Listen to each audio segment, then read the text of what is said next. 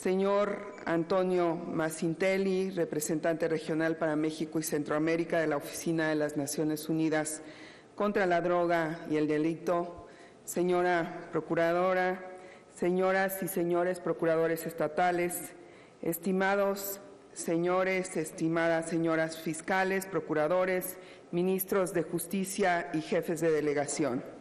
Señoras y señores, sean todos ustedes bienvenidos a la Secretaría de Relaciones Exteriores. La Procuraduría General de la República y la Secretaría de Relaciones Exteriores hemos decidido convocar a los Estados miembros de la Organización de Estados Americanos, así como a otros países observadores y amigos, para abordar conjuntamente el desafío que representa la delincuencia organizada transnacional para nuestros estados. Las organizaciones criminales que operan dentro de y entre nuestras fronteras constituyen una amenaza constante para la seguridad de nuestros ciudadanos, un obstáculo para el crecimiento económico y el desarrollo social y una afrenta cotidiana para el orden legal de nuestras sociedades. La comunidad internacional ha construido gradualmente un andamiaje institucional y normativo cuyo propósito es complementar los esfuerzos que cada país lleva a cabo para combatir en el ámbito interno la actividad de la delincuencia organizada, propiciando una mayor cooperación en el ámbito externo. En el marco de Naciones Unidas contamos con convenciones modernas contra el narcotráfico y el consumo de drogas ilícitas, contra la corrupción y contra la delincuencia organizada transnacional. En nuestro continente, en buena medida con base en los instrumentos de alcance global, adoptamos un plan de acción hemisférico contra la delincuencia internacional y creamos un grupo técnico en la OEA.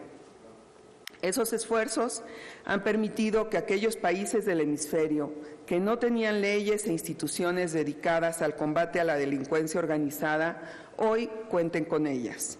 Y también han contribuido a fortalecer los esquemas de intercambio y cooperación de las fuerzas de seguridad de diversos países. No obstante, el embate de los grupos criminales se ha recrudecido, expandido y diversificado. Actividades de la delincuencia organizada que antes estaban aisladas, ahora son parte de estrategias más amplias y complejas de organizaciones de alcance transnacional. Por ello, resulta imperativo seguir fortaleciendo la cooperación entre nuestros países.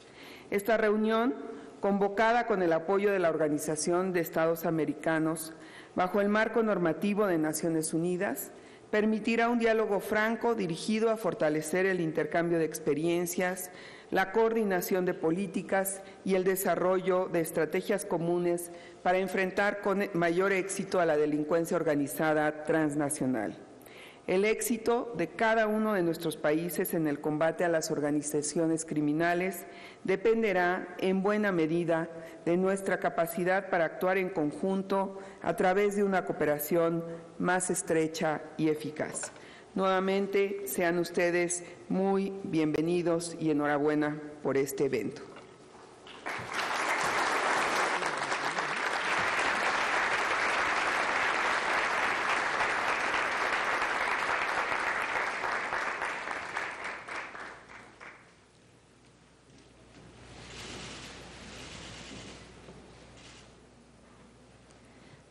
Toca el turno de la palabra a la ciudadana maestra Marisela Morales Ibáñez, Procuradora General de la República.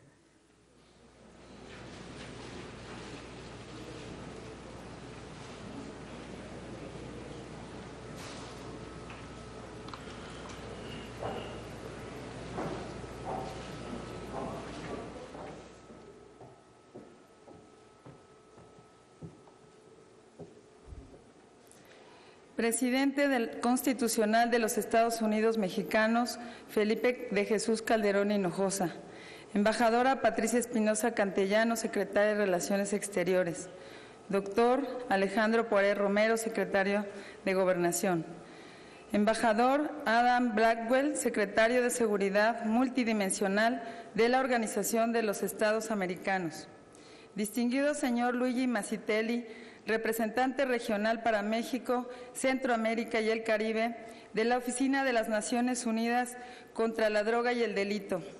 excelentísimas señoras y señores procuradores, fiscales generales y ministros de justicia de los países integrantes de la Organización de los Estados Americanos y de otros países invitados, distinguidos secretarios, subsecretarios del Ejecutivo Federal, estimados procuradores generales de justicia de los estados de la República Mexicana, apreciados funcionarios de las diversas dependencias del Gobierno Federal, apreciables representantes de organismos nacionales e internacionales, señoras y señores. Para el Gobierno de México constituye un honor ser el anfitrión de esta reunión continental dedicada a fomentar la confianza y la seguridad entre nuestros estados y nuestros ciudadanos.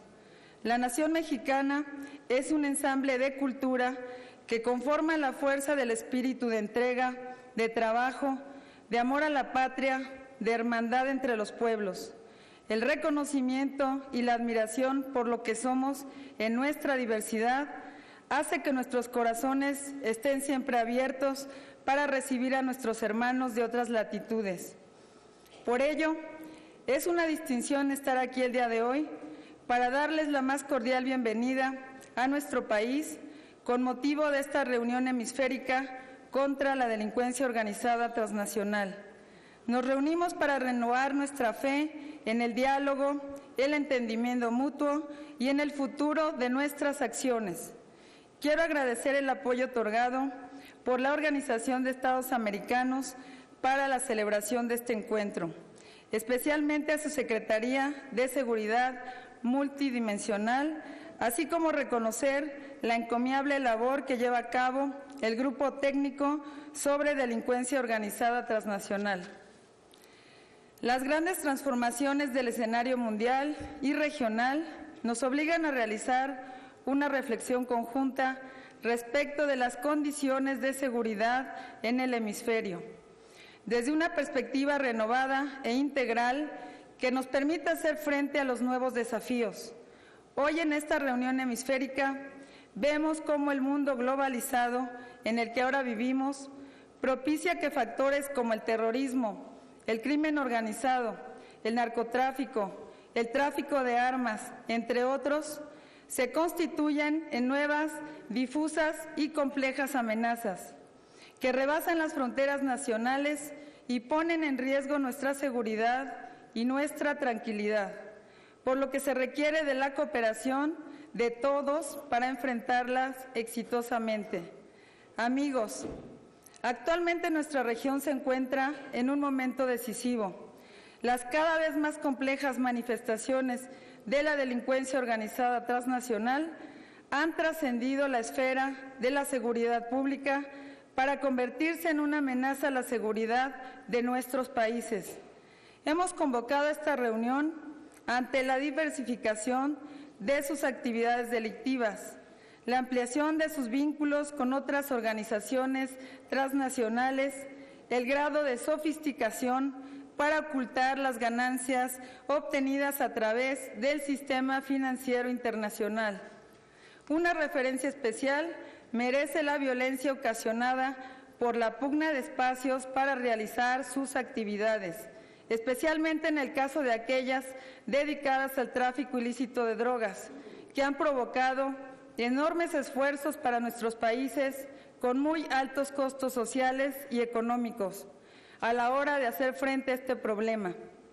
Estimamos prioritario impulsar la articulación y alineación de los esfuerzos hemisféricos contra la delincuencia organizada transnacional, así como el aprovechamiento de las sinergias obtenidas en los diferentes espacios de cooperación existentes sobre el tema, con miras a aprovechar de la mejor manera nuestras capacidades institucionales, contribuyendo a hacer más eficientes los recursos humanos, materiales y financieros con los que contamos para esta difícil tarea. Tenemos la necesidad de que la región se dirija hacia nuevos conceptos y un sistema de cooperación más ágil en la materia, que corresponda a las necesidades de todos los estados de nuestro continente. Para ello, en este encuentro, en donde nos reuniremos los procuradores y fiscales del continente, tendremos la oportunidad de debatir sobre los aspectos tradicionales y novedosos de la cooperación en contra de la delincuencia organizada transnacional, intercambiando experiencias, analizando los retos, las necesidades, las estrategias e identificando oportunidades que contribuyan al fortalecimiento de la cooperación y una mejor coordinación en este rubro, actuando bajo los lineamientos contenidos en el Plan de Acción Hemisférico contra la delincuencia organizada transnacional.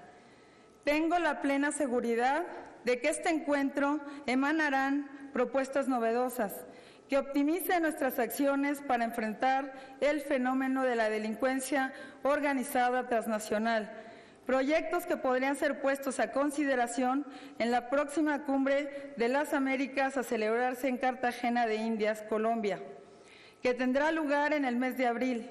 Atender el problema de la delincuencia sin duda requiere el trabajo decidido, coordinado y corresponsable de todos los países del hemisferio. Difícilmente puedo concebir la idea de una nación que se encuentre a merced de la delincuencia. Por ello es fundamental castigar a los delincuentes que amenazan la vida, la libertad, la salud y los derechos de nuestros ciudadanos, porque ninguna organización criminal es más fuerte y más poderosa que los estados del hemisferio.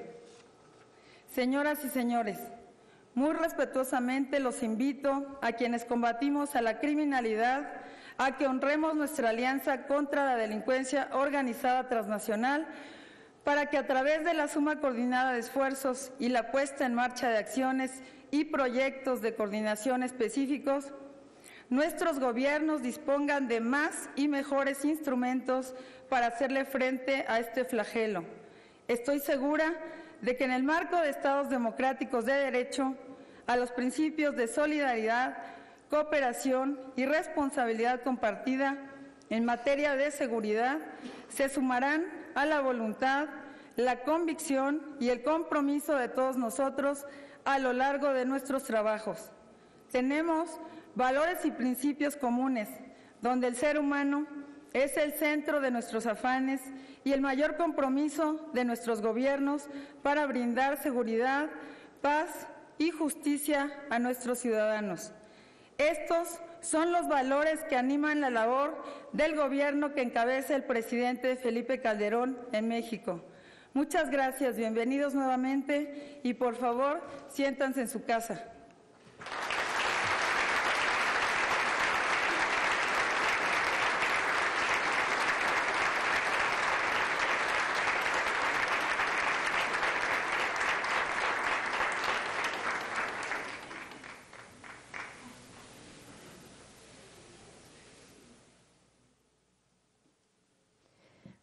Hace uso de la palabra el señor Antonio Luigi Mazzitelli, representante regional para México, Centroamérica y el Caribe de la Oficina de Naciones Unidas contra la Droga y el Delito.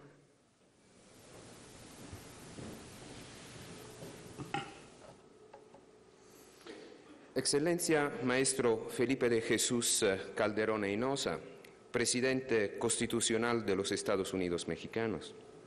Maestra Marisela Morales Ibáñez, Procuradora General de la República.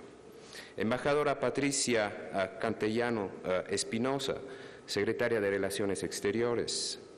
Embajador Adam Blackwell, Secretario de Seguridad Multidimensional de la Organización de Estados Americanos. Distinguidos jefes de delegaciones, señores y señoras.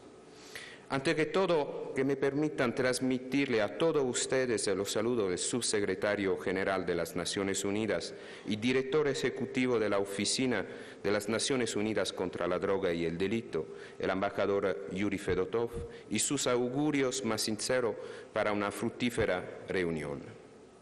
Hace justo algunas semanas, el embajador Fedotov, presentando en Nueva York los avances de la nueva Task Force de las Naciones Unidas sobre crimen organizado y narcotráfico, subrayaba una vez más que el crimen organizado y el narcotráfico constituyen hoy en día una amenaza real y concreta a la estabilidad y al desarrollo democrático y balanceado de algunas regiones del mundo.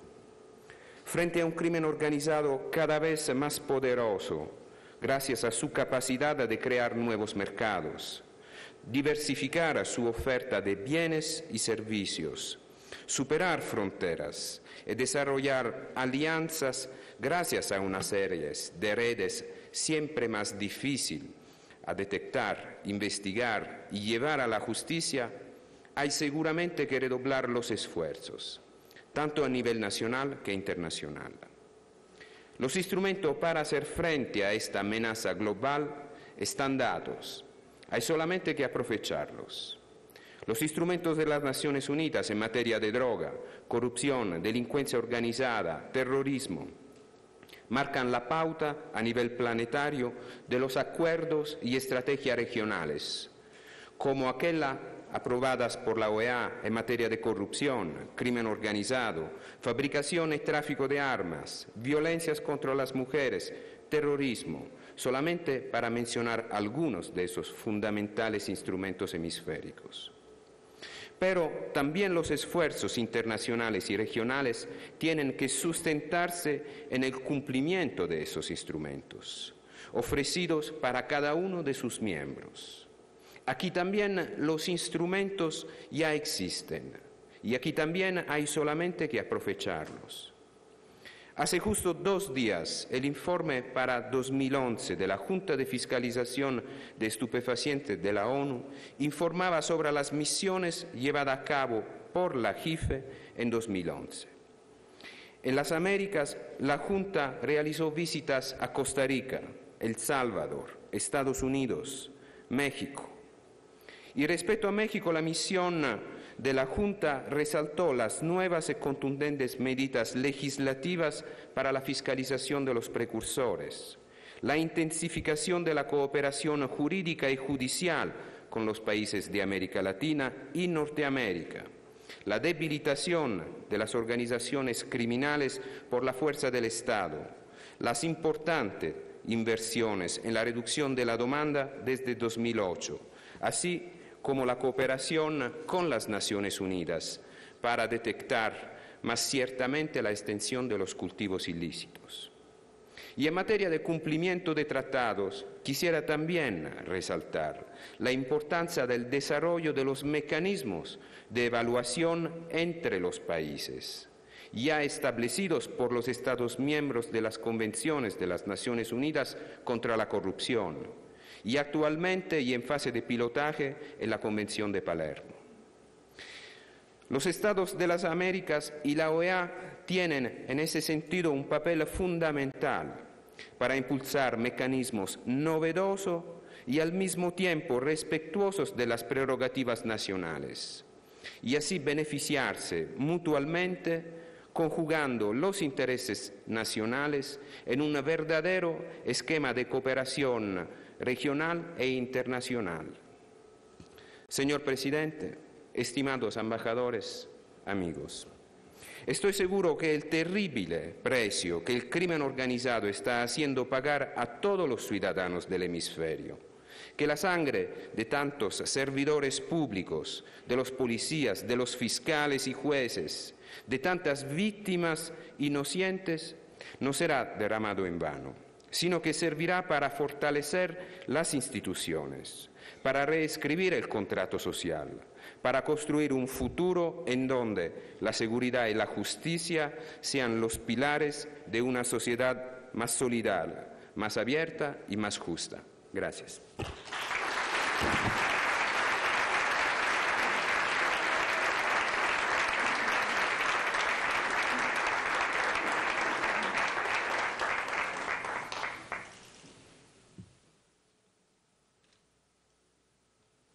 Toma la palabra el señor embajador Adam Blackwell, secretario de Seguridad Multidimensional de la Organización de Estados Americanos. Presidente, Procuradora, Canciller, Secretario de Gobernación, distinguidos invitados. En nombre del Secretario General de la Organización de Estados Americanos, señor José Miguel Insulza, Quisiera felicitar muy especialmente al presidente de los Estados Unidos mexicanos, el señor Felipe Calderón, a su Procuradora General de la República, la señora Marisela Morales, y a su Secretaria de Relaciones Exteriores, la embajadora Patricia Espinosa, por la excelente iniciativa de reunirnos en esta ocasión para avanzar hacia una mayor y mejor coordinación de nuestros esfuerzos hemisféricos contra la delincuencia organizada transnacional en todas sus expresiones. Quisiera agradecerles en particular por habernos invitado a ser socios y coparticipantes de esta reunión. La OEA se ha preocupado de avanzar en el combate de la delincuencia organizada transnacional desde hace varios años atrás y nos complace compartir nuestra experiencia y nuestras capacidades en la materia, a efecto de consolidar los diálogos que se realizan en esta reunión, así como para apoyar las acciones de que en ella resultan. Estoy convencido de que fortaleciendo y juntando nuestros esfuerzos, estaremos en recondiciones finalmente de imponernos sobre ese adversario común, a fin de garantizar plenamente la seguridad ciudadana y la paz hemisférica, así como para preservar la sustentabilidad democrática y el imperio del Estado de Derecho en la región. La delincuencia y la violencia son hoy en día las principales amenazas a la seguridad de nuestros estados. En 2010, último año para el cual el Observatorio Hemisférico de la Seguridad de la OEA dispone de datos oficiales, más de 357,000 personas murieron de manera violenta de todo el continente. Durante este año, alrededor de 200 millones de personas de América Latina y el Caribe, alrededor de un tercio de todos los habitantes de la subregión, fueron víctimas de un delito, entre ellos más de 2/3 de todos los secuestros del planeta. Los datos oficiales indican que el número de homicidios dolosos en 2010 ascendió a casi 150,000 casos, y 75% de estos homicidios se cometen con armas de fuego, lo que señala un desafortunado liderazgo para las Américas, siendo el continente americano la región del mundo en la que se cometen más homicidios por armas de fuego.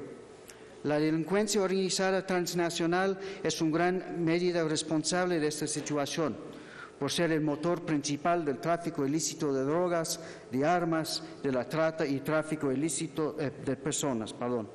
En todas las esferas en que actúa, genera situaciones que afectan la salud, la integridad física, el patrimonio, la libertad y la tranquilidad de nuestros ciudadanos y pone en riesgo la estabilidad económica y la gobernabilidad democrática en nuestra región. En muchos de nuestros estados, la delincuencia organizada amenaza importantes áreas de actividad económica, como el turismo, la producción agraria, y llega a afectar el control territorial del Estado, dejando zonas geográficas enteras en manos de bandas criminales, las cuales tienden a alterar los procesos institucionales democráticos y actúan como agentes corruptores de instituciones públicas y privadas. El control de organizaciones criminales sobre varias comunidades o zonas geográficas más amplias dificulta, impide o, como en algunos casos, sustituye la acción de las instituciones públicas y representa una amenaza cumplida a la gobernabilidad y sostenibilidad democrática. De la misma forma, la participación de estas bandas criminales en procesos electorales, amenazando o incluso asesinando candidatos, y en muchos casos imponiendo a sus propios candidatos, es una expresión más del riesgo que impone la delincuencia organizada sobre la preservación de nuestras instituciones democráticas. La corrupción, producto de actividades delincuenciales, contamina tanto el sector público como el sector privado y contribuye a desprestigiar a estas instituciones. Sabemos que alrededor de un tercio de los habitantes de América Latina y el Caribe fueron víctimas de algún delito. Esta fría estadística no debe, sin embargo, ocultar una realidad mucho más dramática. El costo humano, el costo socioeconómico, el costo político de la delincuencia y la violencia son un grave freno para el desarrollo y el bienestar de nuestras sociedades y son un desafío para el fortalecimiento institucional de nuestros estados. De hecho, la delincuencia organizada dificulta el cumplimiento de las obligaciones del Estado, en particular de proteger a sus poblaciones y de ser un catalizador económico a nivel nacional e internacional. Al contrario, tiende a producir mayor pobreza y desigualdad, muertes, corrupción, migraciones descontroladas, disminución de la inversión y pérdida de confianza en las instituciones democráticas. Destruirlo no solo es un imperativo socioeconómico y político, es un imperativo moral. Debemos entender que el combate a este flagelo es combatir lo más negativo de la naturaleza humana y promover valores de respeto, bienestar y convivencia pacífica. Nuestros estados se han comprometido a avanzar a la consolidación de una respuesta hemisférica efectiva y sostenible contra la delincuencia organizada transnacional. Nuestros pueblos han expresado la necesidad y la voluntad de avanzar hacia el mejoramiento de su seguridad cotidiana. Colegas, debemos dedicar a esta reunión a todas las víctimas de este flagelo y a todos aquellos que han obrado por combatirlo. Estamos en un momento crítico para consolidar nuestros esfuerzos colectivos, generar consensos e implementar acciones coordinadas. No podemos trepidar si los resultados parecen pequeños. Esta lucha debe ser progresiva y a cada paso que demos será un paso adelante en el fortalecimiento de nuestras capacidades para enfrentar dedicadamente las amenazas de la seguridad de nuestra región y particularmente la delincuencia organizada transnacional. Nuestros logros ya son varios, pero el camino sigue siendo largo. Estoy convencido de que la creación de sinergias y el fortalecimiento de vías efectivas de cooperación hemisférica son nuestra vía de escape.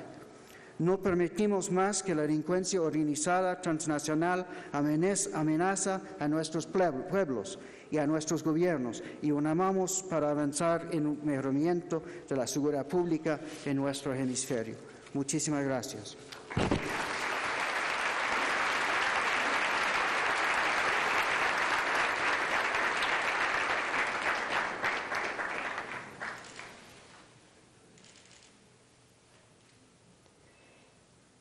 Escuchemos al ciudadano Felipe Calderón Hinojosa, presidente de los Estados Unidos Mexicanos.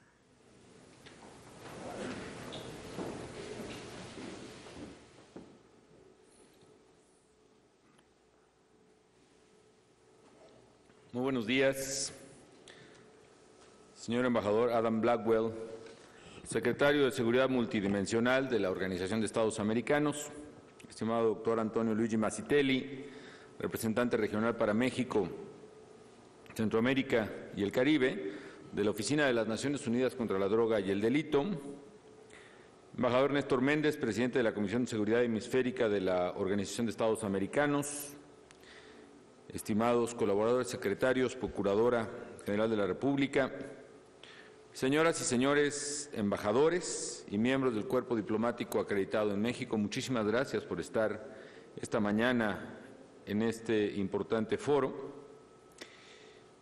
Señoras y señores procuradores y ministros de Justicia de la región, muy distinguidos representantes de organismos internacionales, distinguidos invitados especiales, muy estimados colaboradores, señoras y señores. Me es muy satisfactorio estar aquí con ustedes en esta reunión hemisférica de alto nivel contra la delincuencia organizada transnacional. Saludo a todos los fiscales, a todos los ministros de Justicia del continente que hoy nos acompañan, a los funcionarios de la Organización de los Estados Americanos, a la Oficina de las Naciones Unidas contra la Droga y el Delito, a los señores embajadores, a todos los invitados de organismos y mecanismos de cooperación internacionales. Todos ustedes sean muy bienvenidos a México. A lo largo de nuestra historia como naciones independientes, los países de América hemos enfrentado enormes desafíos y hemos trabajado también intensamente para superarlos. Hemos luchado por forjarnos regímenes democráticos e instituciones que cumplan con el deber elemental de cualquier institución del Estado, que es garantizar la justicia y la seguridad para los ciudadanos, el respeto a sus derechos elementales. Hoy el mundo entero, y particularmente nuestro continente americano, enfrenta el reto enorme que representa el crimen organizado transnacional. ¿Qué entendemos por ello? Déjenme esbozar, si no una definición, un concepto que hemos venido moldeando a través de nuestra experiencia en el combate al crimen organizado en nuestro país. El crimen organizado, la delincuencia organizada, es él o los grupos delincuenciales que a través de la violencia o la amenaza buscan apoderarse de las rentas lícitas o ilícitas de una comunidad o de una región.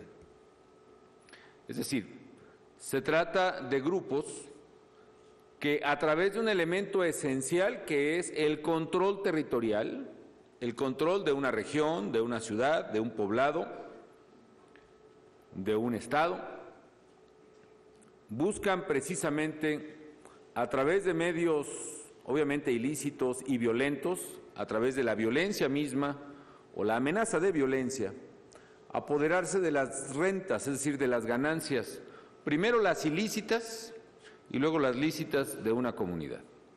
¿Cómo se da este proceso que hoy está viviendo nuestra región y que se ha acelerado en la última década y media?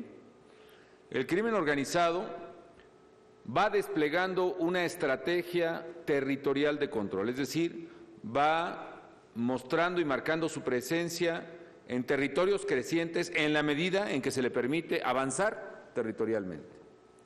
Llega a un lugar, se asienta y a través de la intimidación o la cooptación, lo que llamamos a través de la ley de plata o plomo, se apodera de la autoridad de ese lugar, es decir,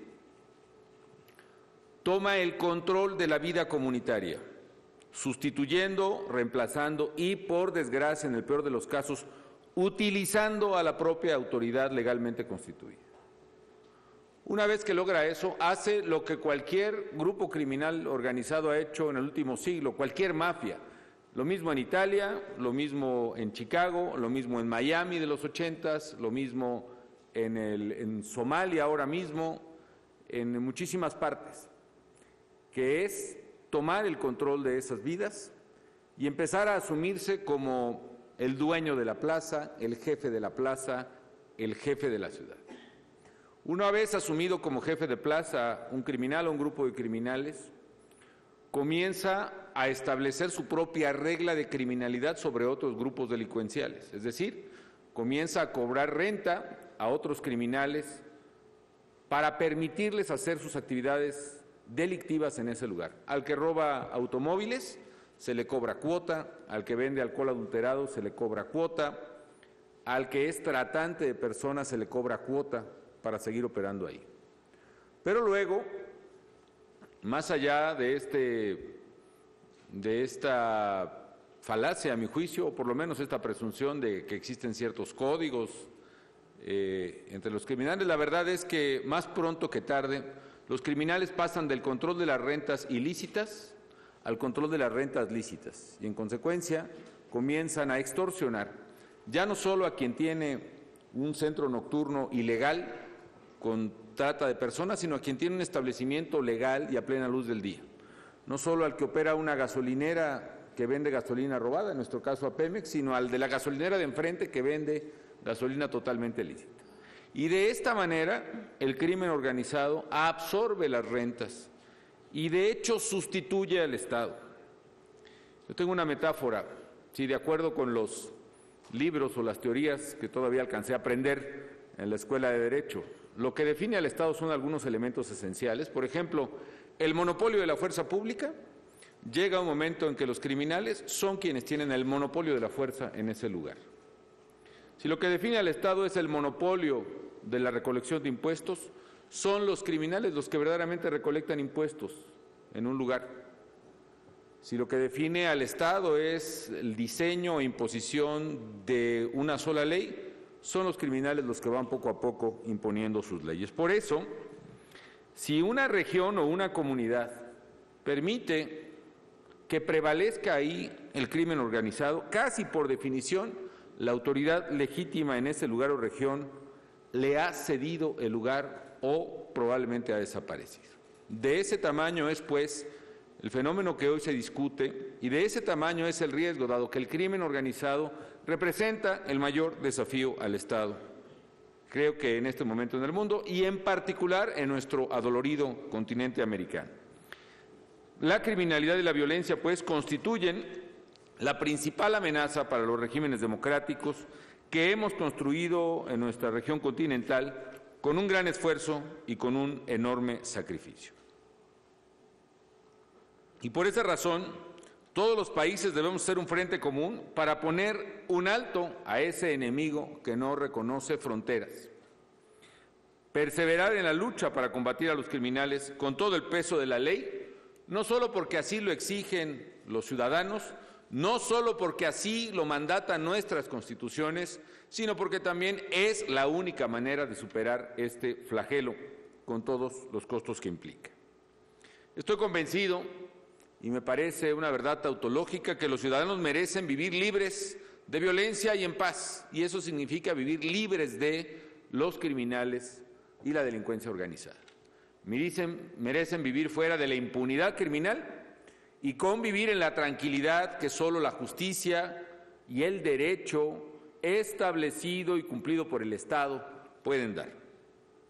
En México estamos enfrentando este enorme desafío con determinación a través de una estrategia que tiene básicamente tres componentes principales, o que resumiría sus líneas en tres componentes principales, a los cuales me quiero referir muy brevemente. Primero, estamos enfrentando y sometiendo a los criminales. Y lo estamos haciendo con las herramientas que nos da la democracia, dentro de la ley, con apego al respeto a los derechos humanos. En ningún punto del país se ha, por ejemplo, cancelado o suspendido en ningún momento las garantías individuales o se ha establecido en lo absoluto un estado de excepción. Hemos combatido a la criminalidad con las reglas de la democracia y en el marco de un Estado de Derecho.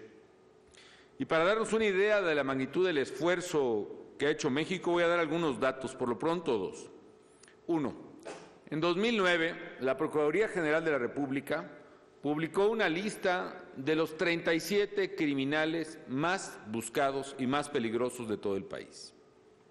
2 años y medio después, de esos 37, 22 han sido capturados la gran mayoría de ellos, algunos han fallecido resistiéndose a la operación de arresto, pero con lo cual hemos ya avanzado en más de la mitad de los objetivos que nos habíamos planteado para combatir a los criminales. El segundo dato, por ejemplo, es el tamaño por un lado, de la estructura económica y de la capacidad operativa, pero también del daño que se le ha infringido a esa estructura operativa. Y entre muchos solo tomo un dato. En 5 años de mi administración hemos decomisado 562 aeronaves en nuestro país. Es decir, un esfuerzo importante que ha debilitado y vulnerado fundamentalmente las estructuras criminales. Sin duda, pues, al enfrentar de manera decidida la amenaza del crimen organizado transnacional, México está haciendo la parte que le corresponde para fortalecer la seguridad de este hemisferio. Segundo, estamos fortaleciendo a nuestras instituciones de seguridad y de justicia. Este punto de la estrategia, aunque no es tan visible como el primero, es mucho más importante que el primero. Es decir, más que combatir a los criminales, la parte fundamental, la que construye futuro institucional, es fortalecer las instituciones de seguridad y justicia. Las agencias encargadas del cumplimiento de la ley, sin las cuales no puede haber Estado de Derecho. Y para ello hemos tomado varias acciones. Por ejemplo, déjenme platicarles en el ámbito federal. Estamos reconstruyendo la Policía Federal. Cuando llegué a la oficina de la Presidencia había más o menos 6,000 policías a nivel federal, federales preventivos. La gran mayoría eran fundamentalmente policías de caminos, es decir, no estaban habilitados o preparados o capacitados para hacer las tareas de combate a la criminalidad plena.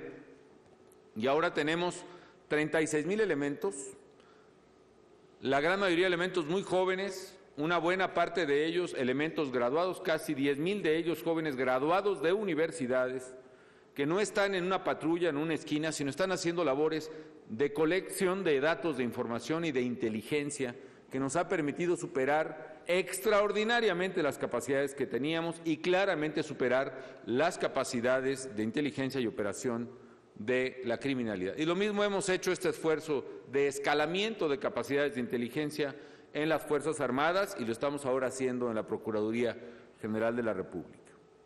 Se trata, pues, en este caso, por ejemplo, de la Policía Civil, de una nueva generación de policías profesionales, honestos, comprometidos, que cuentan con la tecnología más avanzada del mundo. Nos propusimos crear, por ejemplo, la Plataforma México, una gran base de datos que pudiera reunir, por ejemplo, huellas dactilares, placas de automóviles, partes de policía, fotografías de policías, expolicías, reclusos, modus operandi, reportes de tránsito, en fin. Hoy la Plataforma México, a pocos años de haber sido creada, tiene ya más de 500 millones de datos, con lo cual nos ha permitido operar, por ejemplo, y nos está dando una capacidad de escalamiento en la investigación criminal. Por ejemplo, los causantes de este brutal, absurdo, estúpido atentado contra el Casino Royal en Monterrey fueron precisamente capturados, en su mayoría, precisamente a través de datos que estaban en Plataforma México. Y, por otra parte, este proceso de fortalecimiento institucional lo estamos siguiendo a través de lo más importante, que es el elemento de confianza de los agentes de cumplimiento del orden público. A nivel federal, además del proceso constante que llevan las Fuerzas Armadas de depuración y control de confianza entre sus elementos, particularmente entre sus mandos, a nivel federal ya está casi el 90% de los integrantes, tanto de Policía Federal como de la Procuraduría, han pasado por exámenes de control de confianza. Y a nivel de las entidades federativas, donde ciertamente no es nuestra jurisdicción, sino jurisdicción de los gobernadores, más del 50% de los mandos han pasado por control de confianza y va avanzándose más lento a nivel operativo, donde está el 21% de los mandos de los elementos operativos han pasado por control de confianza. Y tercero, el componente más importante, todavía más importante que el de fortalecimiento institucional y obviamente más importante que el del combate a los criminales, aunque otra vez mucho menos espectacular que los anteriores, es la reconstrucción del tejido social. Nuestras sociedades en América, particularmente en América Latina, son, por fortuna, sociedades muy jóvenes. En México, la mitad de los mexicanos tienen 26 años o menos, con lo cual nos da un potencial social y económico extraordinario, un bono demográfico que verdaderamente encierra la posibilidad de nuestro desarrollo. Sin embargo, también lleva implícito el riesgo de que las estructuras estatales, los gobiernos, a lo largo ya de mucho tiempo, han sido incapaces de ir proveyendo las oportunidades que los jóvenes necesitan, oportunidades de educación, oportunidades de esparcimiento, oportunidades de trabajo, oportunidades de desarrollo. Y también por fenómenos asociados no solo a migración externa, sino fundamentalmente migración externa, recomposición de las sociedades, cambios en el núcleo familiar, etcétera. También hemos ido viviendo un proceso de transformación en nuestras sociedades, con una transformación en los valores, por ejemplo, o una pérdida de centralidad de algunos valores elementales. ¿Qué hay que hacer, pues, en materia de reconstrucción del tejido social? Necesitamos forzosamente, por una parte, proveer de manera acelerada de oportunidades a esos jóvenes y adolescentes, y por la otra, reconstruir también de manera decidida los valores sin los cuales una sociedad no puede repeler por su propia naturaleza, a la criminalidad. Valores de respeto a la vida, de respeto a sí mismo, de respeto a los demás, de respeto al trabajo como único medio de salir adelante, de respeto a la legalidad, etcétera, etcétera. ¿Qué es lo que estamos haciendo para reconstruir el tejido social en materia de oportunidades? Por una parte, hemos trabajado muy fuertemente para darle oportunidades educativas a los jóvenes. En estos 5 años hemos construido desde cero, Greenfield, como se dice en otros países, en otros idiomas, 105 universidades nuevas, universidades tecnológicos superiores, en fin. Y estamos llegando a la cifra de 1,000 nuevos bachilleratos. Y aparte de ello, estamos ya este año, si en el año 2000 había 2 millones de becas para jóvenes o niños mexicanos, un apoyo económico para que sigan estudiando, este año llegaremos a 8 millones de becas. Eso quiere decir que más de la mitad de los jóvenes en los bachilleratos públicos tienen una beca del gobierno federal.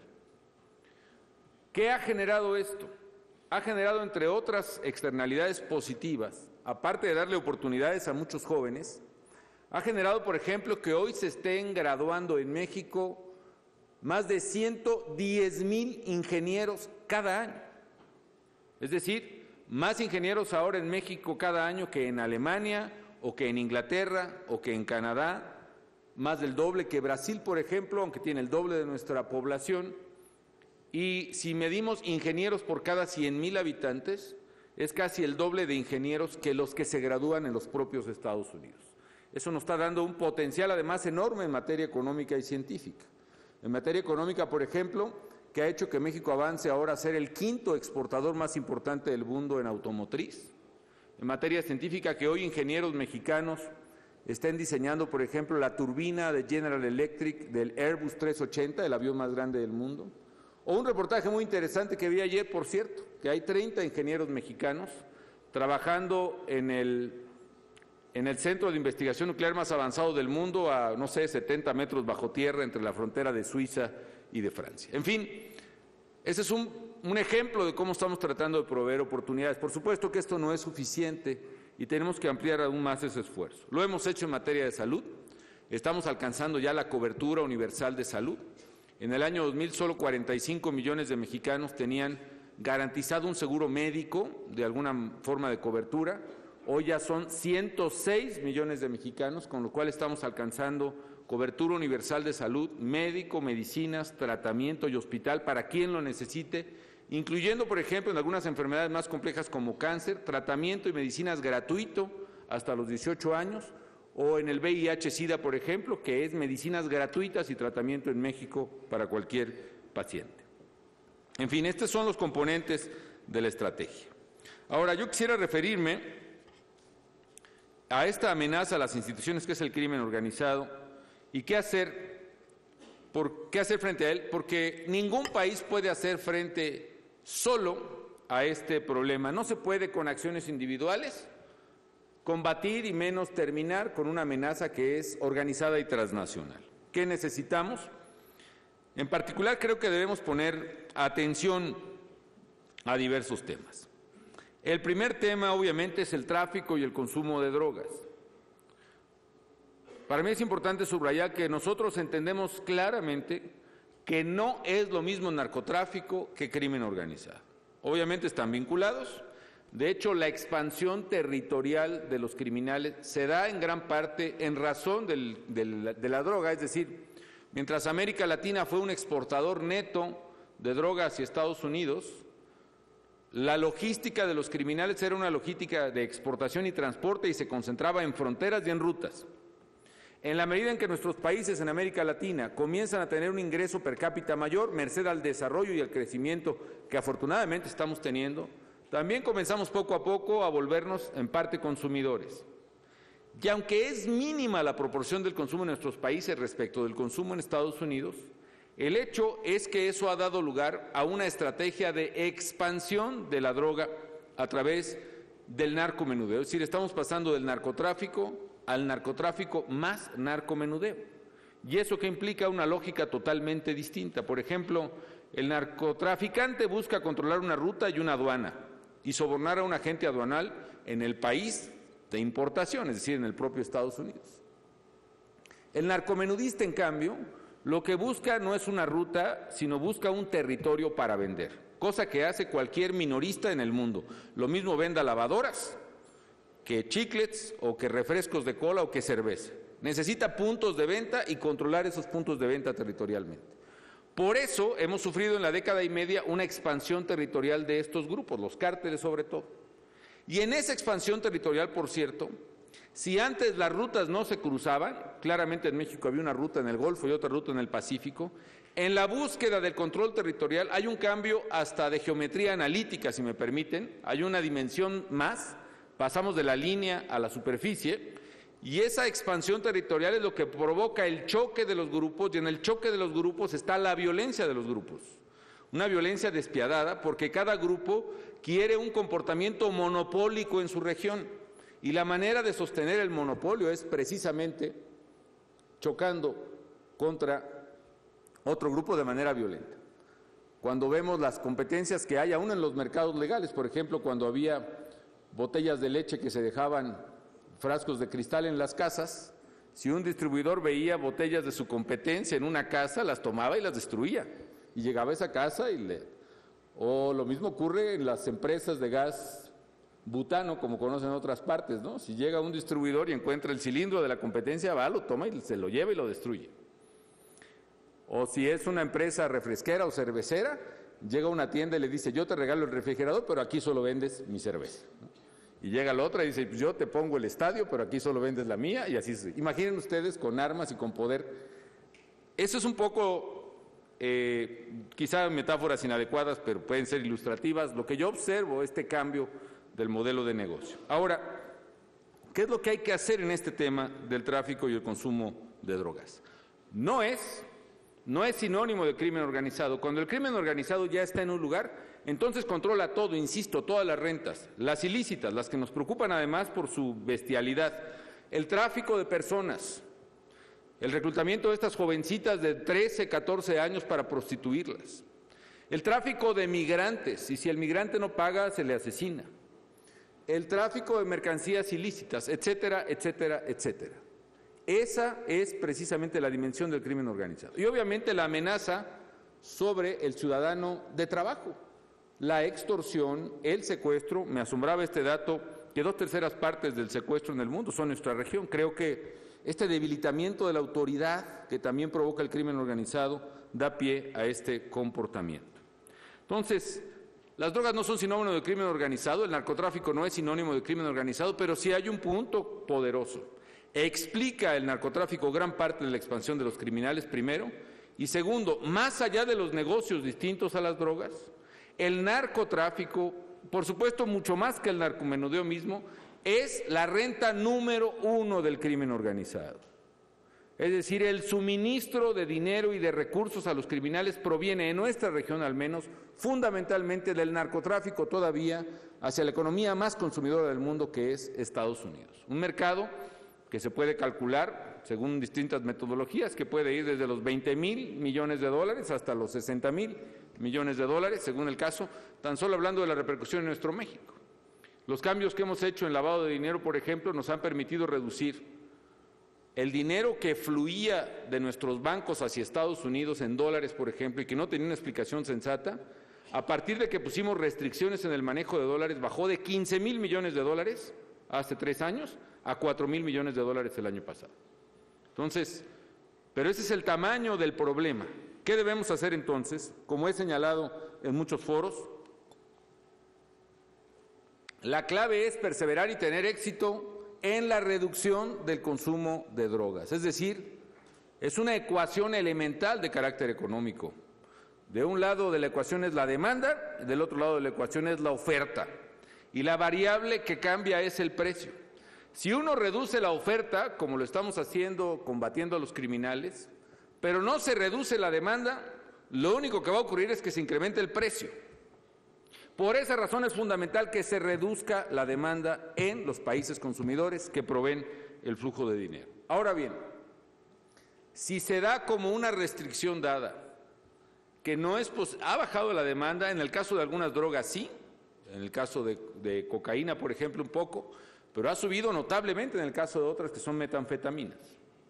Si tomamos entonces ese dato, algo tenemos que cambiar en la reducción del consumo de drogas. Ahora bien, si la reducción no es posible, al menos en la dimensión que se necesita, o si para un país, un Estado, no es su objetivo de política pública, que puede ser una decisión discutible, pero respetable, lo que hay que urgentemente reducir por lo pronto es el flujo de dinero a nuestros países.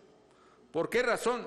Porque sin ese flujo de dinero, hace rato que hubiéramos terminado la tarea de someter claramente a los criminales.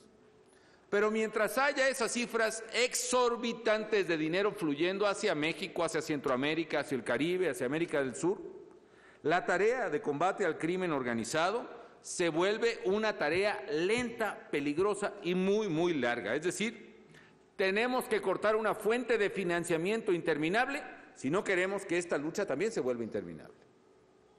¿Cómo puede cortarse esa fuente de financiamiento interminable?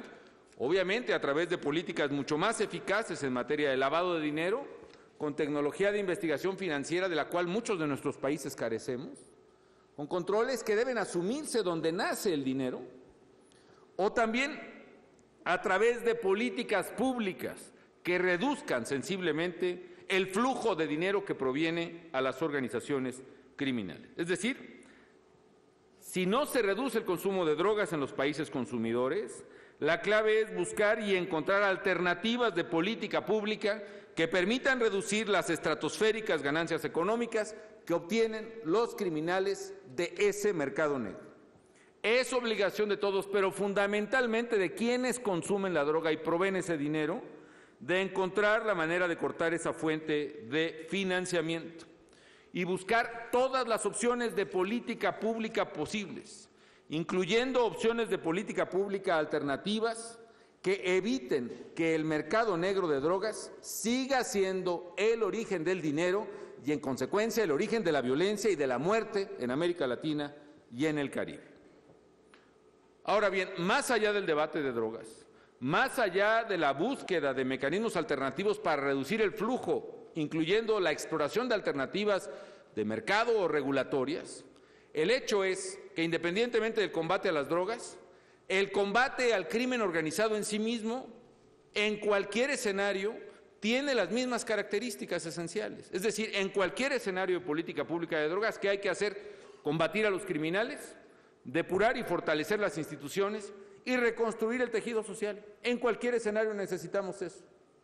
Y en esa razón está la perseverancia de una estrategia que sabemos que es de largo plazo. El segundo tema es el tráfico de armas. Hay estudios, esto es muy importante y no lo habíamos observado honestamente en su justa dimensión. En mi gobierno estamos haciendo un estudio, y yo invito a todos los países a hacerlo, que recaba la información académica de la disponibilidad de armas con respecto al número de homicidios. Es decir, hay estudios muy acabados que demuestran que la disponibilidad de armas en una región tiene una correlación positiva, obvia yo diría, con el número de homicidios en esa región. Por ejemplo, no entraría a detalles de econometristas, pero el hecho es que después de una guerra civil, por ejemplo, en una región o en un país de África, la presencia de homicidios en ese país se mantiene durante X número de años. Lo mismo ocurrió en El Salvador después de la guerrilla o en otras partes donde se ha presentado, en Guatemala. Es decir, la presencia extraordinaria de armas en un momento determinado de tiempo explica en una parte, y yo diría en una muy buena parte, el número de homicidios que ocurren en esa región. ¿A qué punto voy? Hay estudios, pues, a nivel internacional que demuestran que cuando en un país o en una región existe un incremento excepcional en la disponibilidad de armas, como ocurre, con alguna guerra civil, la disponibilidad extraordinaria produce un incremento significativo sobre los niveles de violencia y sobre los homicidios en la región, incluso varios años después. Esto es lo que está, se los aseguro, ya demostrado por varios analistas. Ahora bien, ¿qué tiene que ver con nuestro problema? En mi opinión, y antes de comentarlo, quiero agradecer mucho el apoyo que hemos recibido de la administración del presidente Obama de la cooperación con la propia Embajada de Estados Unidos en México para el combate a este flagelo, creo que sin precedentes además. Sí debo decir, porque es mi deber, lo que consideramos una hipótesis poderosa, y es que la decisión que se tomó en la anterior administración en Estados Unidos de no prorrogar la legislación que prohibía la venta de armas de asalto, digamos la llamada Assault Weapons Ban, que estableció el presidente Clinton y que no se prorrogó bajo la administración del presidente Bush, prohibía esta legislación que se vendieran armas de asalto en el mostrador, en las armerías de Estados Unidos. Al expirar la Assault Weapons Ban en 2004, provocó un incremento notable de armas y de venta a nuestra región. Nosotros tenemos detectado que en el lado americano, en la frontera con México, hay cerca de 8,000 armerías, tan solo en las ciudades fronterizas o en los estados fronterizos. Eso significa, amigas y amigos, que hay una armería, por cada Walmart en esas ciudades, hay 9 armerías por cada Walmart. Y nosotros estamos viendo esa repercusión. Si ustedes observan, hay una correlación muy clara en una serie de tiempo, entre la expiración de la Assault Weapons Ban y el incremento de armas y de violencia también en México, en Centroamérica y en otras partes. Es decir, es una tendencia creciente no solo en nuestro país, la tendencia creciente de muerte en Guatemala, por ejemplo, en Honduras, en El Salvador, corren prácticamente al mismo tiempo hacia arriba y tiene que ver en parte con esta disponibilidad extraordinaria de armas, que en este caso no los da una guerra civil, sino las da un cambio regulatorio en Estados Unidos. ¿Qué vemos nosotros? Tan solo en los últimos 5 años hemos decomisado a los criminales 140,000 armas, de las cuales 84,000 son rifles de asalto. Son AR-15, son AK-47, ciertamente no todas de manufactura americana, pero más del 80% de ellas demostradamente vendidas en armerías americanas. Y no solo eso, yo recuerdo el anterior vicepresidente de Colombia, un periodista, me decía, nosotros estábamos muy preocupados en Colombia el día que encontráramos que la guerrilla, por ejemplo, tuviera fusiles Barrett, esos que tienen un poder destructivo inmenso, que penetran blindajes, que tienen un largo alcance de tiro, etcétera, etcétera. Y afortunadamente no nos hemos encontrado ninguno. Le digo, oiga, compa, pues nosotros llevamos como 240 Barretts decomisados. Lanzamisiles. No sé cuántas granadas, 12,000 granadas o algo así. Casi 10 millones de cartuchos en 5 años. Con lo cual, amigas y amigos, estamos ante un tema estructural que como países, amigos, socios, tenemos que enfrentar también conjuntamente. Perdón que me extienda en este punto. Por último, el asunto al que me quiero referir, 2 asuntos más. Primero, el lavado de dinero. Aquí en esta reunión hemisférica tenemos que afinar la puntería en materia de combate al lavado de dinero. Es una tarea pendiente para todos. El día en que logremos cortar el flujo de dinero, estamos al otro lado de la lucha contra el crimen organizado.